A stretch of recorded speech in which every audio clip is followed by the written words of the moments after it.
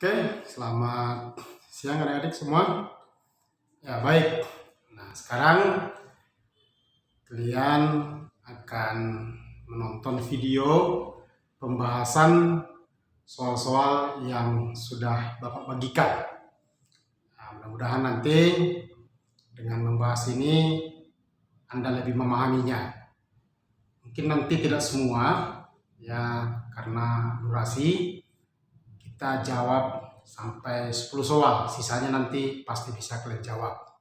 Oke, kita mulai yang pertama, Dek. Soal yang pertama, tumbuhan dapat melestarikan jenisnya, ya, makhluk hidup dapat melestarikan jenisnya. Ya, tentu jawabannya dengan bereproduksi. Ya, D. Sama ya seperti kita manusia, kalau kita sudah dewasa kita kan menikah. Tujuan kita kan salah satunya supaya kita punya keturunan.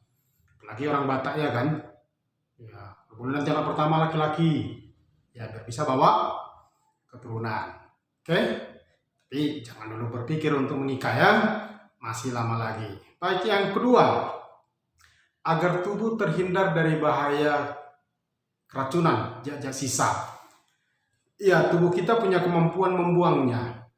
Jadi proses membuang zat sisa dari tubuh kita namanya ekskresi. Ya, zat-zat yang tidak berguna, misalnya keringat, misalnya urin, ya itu kalau tidak dibuang bisa berbahaya bagi tubuh. Jadi prosesnya disebut ekskresi. Kita next, nomor 3. Nah, katanya penyebab COVID dipelajari di mana? Ya, COVID, coronavirus disease. Ya, ini adalah virus yang menyebabkan penyakit corona yang mengganggu saluran pernapasan. Ini yang membuat kita pada akhirnya belajar harus daring. Tapi ingat deh, kita harus tetap semangat, kita harus tetap belajar biar COVID-nya cepat berlalu. Maka ilmu yang mempelajarinya adalah virologi. Oke, kita next. Nomor 4. Untuk memudahkan mempelajari objek ataupun makhluk yang beraneka ragam yang begitu banyak, maka dibuatlah taksonomi, yaitu ilmu yang mempelajari tentang klasifikasi makhluk hidup. Ya, itu bisa ya. Kita lanjut deh, nomor 5. Ya, nomor 5 ya. Katanya di ladang itu ada 20 batang durian. Ada 15 batang rambutan, 5 batang mangga, dan 10 batang pinus. Nah, dalam ekosistem, dalam organisasi ini apa namanya? Ya, sebelum kita jawab, 20 batang durian itu kan populasi. Berarti ini ada 4 populasi. Nah, gabungannya semua kita sebut dengan komunitas. Oke ya, jawabnya C. Ya, kita next. Kita masuk ke nomor 6. Si Cecep mengalami penyakit gagal ginjal. Jadi kalau kita mengalami gagal ginjal, itu deh zat sisa dari tubuh kita nanti nggak bisa dikeluarkan. Maka untuk mengatasinya bisa dilakukan dengan cangkok ginjal. Artinya ginjal dari orang lain itu bisa dimasukkan ke tubuhnya, ditransplantasi namanya. Ya, cangkok ginjal itu ditransplantasi. Jadi sekarang sudah bisa ya dengan kemajuan teknologi. Sehingga dia nanti bisa kembali ya melakukan proses yang normal. Maka yang ditanya organ yang dicangkokkan itu kan apa ginjal itu? Ya tentu jawabnya adalah organ. Maka jawabannya adalah organ. Kemudian di nomor 7 katanya data di bawah ini merupakan hasil observasi yang tepat. Ya, yang tepat. Ingat, observasi atau pengamatan ya yang efektif itu apabila hasil pengamatan itu terukur. Jangan dia memberikan jawaban yang relatif. Kira-kira begitu ya, jangan yang relatif. Jadi contoh, pohon kelapa di Pantai Sanur rata-rata tingginya 20, kan jelas 20 meter. Tapi kalau dibuat pohon kelapa di Pantai Sanur tinggi sekali, nah itu relatif. Jadi ini benar. Yang B, Ayah Budi berat sekali. Ya kan relatif beratnya. anggrek di halaman rumah Bu Sri cantik-cantik, itu juga relatif. Harusnya anggrek di halaman rumah Bu Sri ada yang merah, ada yang kuning, begitu. Di dalam kolam kami banyak ikan nila yang besar-besar, ini juga relatif. Harusnya di dalam kolam kami ada ikan yang besarnya 3 kilogram. Iya, begitu. Terus yang E, tebu di PTPN manis sekali. Harusnya tebu di PTPN kadar gulanya 90%. Paham ya? Maka nomor 7 jawabannya adalah ayat.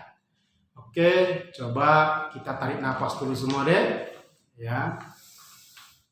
Lepas. Perhatikan deh di kiri dan di kanan. Mana tahu ada sesuatu yang mengganggu, silakan deh ambil ancang-ancang untuk lari. Oke, kita berharap aman semua ya. Ya bolehlah diteguk dulu minuman yang ada di depanmu, kecuali air parit ya, jangan sampai diminum. Oke, kita sekarang masuk ke nomor 8. Di sebuah ekosistem darat terdapat hewan-hewan sebagai berikut: keong, belalang, kelinci, lipan, ular, dan semut. Hewan apa saja yang dikelompokkan dalam invertebrata? Ya, ini materinya tentang keterampilan proses kemampuan mengelompokkan. Maka Anda harus mampu mengelompokkan mana yang mana yang vertebrata. Ingat, invertebrata tidak memiliki tulang belakang. Kalau vertebrata memiliki tulang belakang. Maka sama-sama kita memasukkan mana dia yang inver. Ya tentu kita mulai dari yang pertama, yaitu keong. Berarti kalau dia masuk ke inver. Bagaimana belalang? Iya, belalang ini juga inver. Terus yang ketiga, kelinci. Ya, kalau kelinci masuk ke sini ya, vertebrata. Nah, lanjut. Lipan kemana? Ke sini. Ya, kemudian ular. Ya, tentunya masuk ke vertebrata. Dan satu lagi semut tentunya masuk ke invertebrata. Maka kita simpulkan jawabannya adalah keong, belalang, dan lipan. Oke, mantap semua ya. Oke, kita next. Kita masuk ke nomor 9. 9 adalah tentang hipotesa. Ya, jadi katanya hipotesa alternatif. Hipotesa alternatif adalah dugaan yang kita anggap ada pengaruh. Ya, diduga ada pengaruh. Ya, jadi lihat. Mungkin pelet dapat menambah berat tubuh ikan nila. Ingat kan, pelet kan makanan ikan. Jadi kalau misalnya diberi itu, kan dia akan punya pengaruh. Jadi bagi orang yang tidak tahu, pasti dia menduga-duga, kenapa dikasih? Berarti ada pengaruh. Jadi itu benar. Yang B, mungkin pemberian madu akan meningkatkan rasa manis buah apel. Bagaimana menurut Anda? Apakah kalau kita siram tanaman itu dengan madu, makin manisnya rasanya? Ya, kalau memang makin manis deh, enak dong hidup ini. Kita siram aja dia dengan stroberi ya. Kita siram aja dia dengan mie goreng. Biar kita punya buah apel rasa mie goreng. Enak ya? Oke. Jadi kalau yang seperti itu namanya hipotesa nol. Diduga tidak punya pengaruh.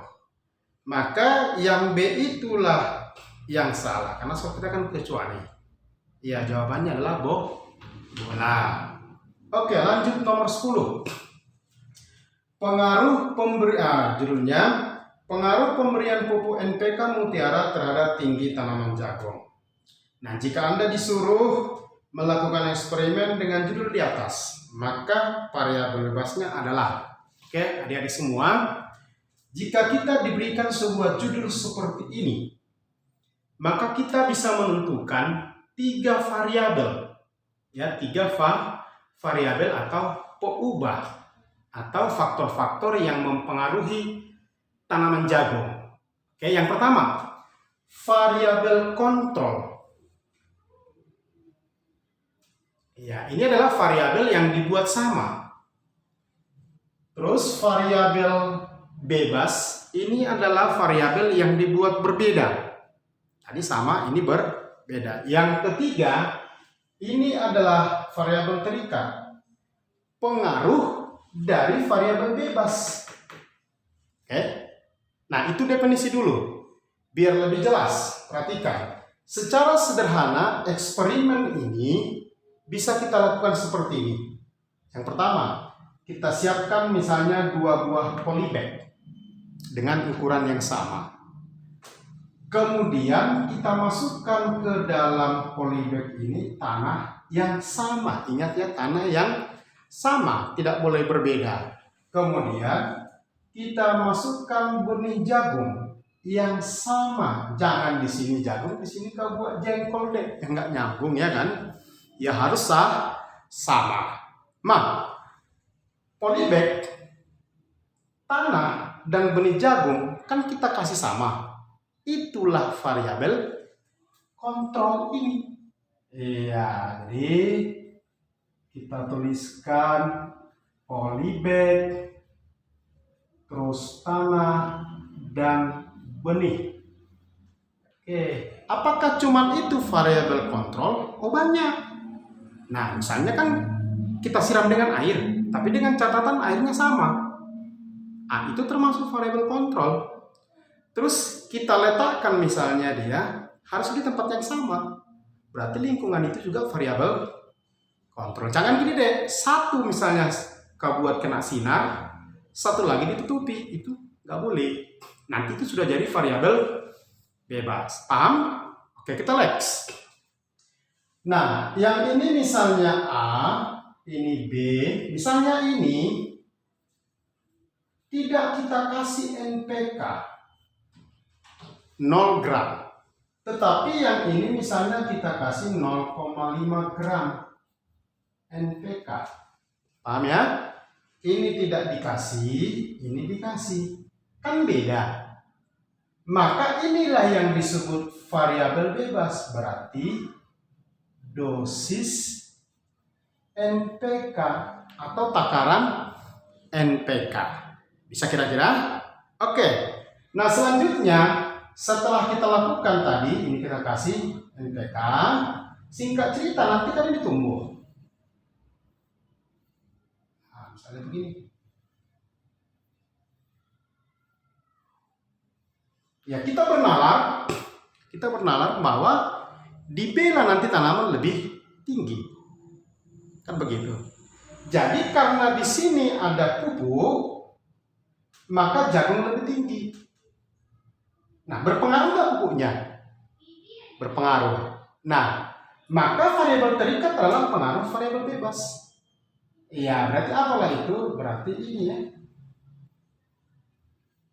Tinggi tanaman. Nah, inilah yang menjadi variabel terikatnya. Ya, akibat dari variabel bebasnya. Nah, baik. Jadi tambahan deh, ini kan sederhana. Jadi kalau sebenarnya nggak boleh sesederhana ini. Harus dibuat dia berbagai takaran. Misalnya dibuat 5 takaran. Mulai dari 0,1, 0,2, 0,3, begitu. Terus diulang misalnya minimal 3 kali. Paham kira-kira deh? Supaya dia lebih mewakili, lebih teruji, begitu. Baiklah, jadi adik-adik semua itu saja dulu yang 10 ini. Sisanya silakan baca-baca lagi, saya yakin kalian bisa menjawabnya. Oke, sampai bertemu kembali pada video yang berikutnya. Selamat siang, Horas.